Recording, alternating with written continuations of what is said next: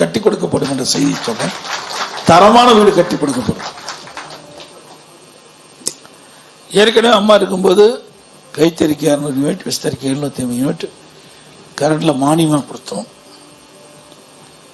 அதே மாதிரி பள்ளி மாணவர்களுக்கு சீருடை அதுக்காக கொடுத்தாங்க. இங்கே கூலி பற்றி சொன்னாங்க. அதிமுக ஆட்சி இருக்கின்ற பொழுது அந்த கைத்தறி கூட்டுறவு சங்கத்தில் இருக்கின்ற அந்த நெசவாளர்கள் அந்த நெசவு தொழில் முடிந்த உடனே அந்த ஆடையை கொண்டு போய் சம்மந்தப்பட்ட கூட்டுறவு சங்கத்தை கொடுத்த உடனே கூலி கொடுத்துருவாங்க. ஆனால் திராவிட முன்னேற்ற கழகம் ஆட்சி வந்த பிறகு அவர்கள் மீது வங்கியில் அந்த பணத்தை செலுத்துறதுனால 10 நாள் 15 நாள் கழித்து தான் அந்த கூலி பெற வேண்டிய சூழ்நிலை இருப்பதாக சுட்டி காட்டினார்கள். இதை அனைத்து இந்திய அண்ணா திராவிட முன்னேற்ற கழக கட்சி சேர்ந்த சட்டமன்ற உறுப்பினர்கள் கடந்த சட்டமன்ற கூட்டத்தொடரிலே கவன ஈர்ப்பு தீர்மானத்தை கொண்டு வந்து அரசுடைய கவனத்தை கொண்டு வந்தோம். ஆனால் அதை நடைமுறைப்படுத்தவில்லை. மீண்டும் அனைத்து இந்திய அண்ணா திராவிட முன்னேற்ற கழக அரசு உங்களுடைய துணையோடு அமைக்கின்ற பொழுது மீண்டும் அன்றைக்கு நெய்கின்ற துணிக்கு அன்றைக்கு பணம் பட்டுவாடா செய்யக்கூடிய கூலி பட்டுவாடா செய்யக்கூடிய சூழ்நிலை உருவாக்கி தருவோம் என்பதையும் நேரத்தில் தெரிவிக்க விரும்புகின்றேன். அதே போல் இங்கே இந்த மழை காலத்தில் இந்த நெசவு தொழில் முழுமையாக ஈடுபட முடியவில்லை. பல்வேறு பிரச்சனை இருப்பதாக சுட்டி காட்டிங்க. மீனவர்களை சம்மந்தப்படுத்தி நீங்களும் பேசுறீங்க. அனைத்து இந்திய அண்ணா திராவிட முன்னேற்ற கழகத்தை பொறுத்த வரைக்கும் அதையும் கவனத்தில் கொண்டு அதில் எந்த அளவுக்கு உதவி செய்ய முடியுமோ அதையும் நாங்கள் செய்வதற்கு தயாராக இருப்போம் என்ற நேரத்தில் தெரிவித்து,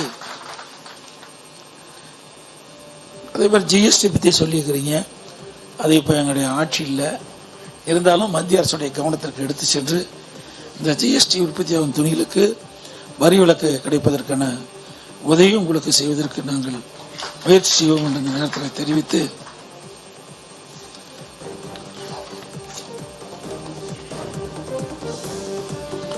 நீங்க பேசுறீங்க சொன்னாங்க எங்களுக்கு கடன் தள்ளுபடி செய்ய வேண்டியதில்லை, குறைந்த வட்டியில் எங்களுக்கு கடன் கொடுத்தாவே அதை வச்சு நாங்கள் இன்னும் ஏற்றம் பெறுவோம்னு சொல்லியிருக்கிறீங்க. அதுவும் அரசியல் கவனத்தில் எடுத்துக்கொண்டு அந்த நெசவாளர்களுக்கு எந்தெந்த வகையில் கடன் உதவி வழங்க முடியும் அதையெல்லாம் கணக்கிட்டு அவர்களுக்கு வட்டி குறைந்த வட்டியில் கடன் உதவி வழங்குவதற்கு எங்களுடைய அரசு அமைந்தவுடன் அந்த நடவடிக்கை மேற்கொள்ளும் என்பதையும் இந்த நேரத்தில் தெரிவிக்கின்றேன். அவ்வளோதானே, எல்லாம் முடிஞ்சதில்லை, சொன்னது குறையலாம், பாக்கி எதுவும் இல்லையில்ல. இன்னும் ஏதாவது இருந்தாலும் இங்கே பெரியவர் சொன்னாங்க, அருமையாக சொன்னாங்க. நீங்கள் ஆட்சி அமர்ந்த உடனே எங்களுடைய குறைபாடுகள் அனைவரையுடைய சார்பாக, அதாவது கைத்தறி நெசவாளர்கள் உற்பத்தியாளர்கள் 2 அதே மாதிரி விசைத்தறி எல்லாம் இணைந்து பேசி எங்களுக்கு என்ன குறைபாடு இருக்கின்ற விவரங்களை எல்லாம் உள்ளடங்கி ஒரு கோரிக்கை மனுவாக தங்களிடம் வழங்குவதாக சொல்லியிருக்காங்க.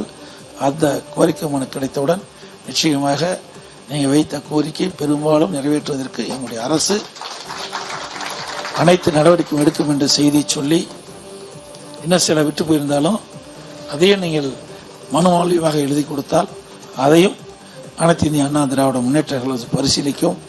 ஏன்னா இங்கே சௌராஷ்டிரா மக்கள் அதிகமாக இருக்கிறீங்க. என்றைக்குமே அனைத்து இந்திய அண்ணா திராவிட முன்னேற்ற கழகத்திற்கு துணையாக நிற்கின்றவர்கள் நீங்கள்.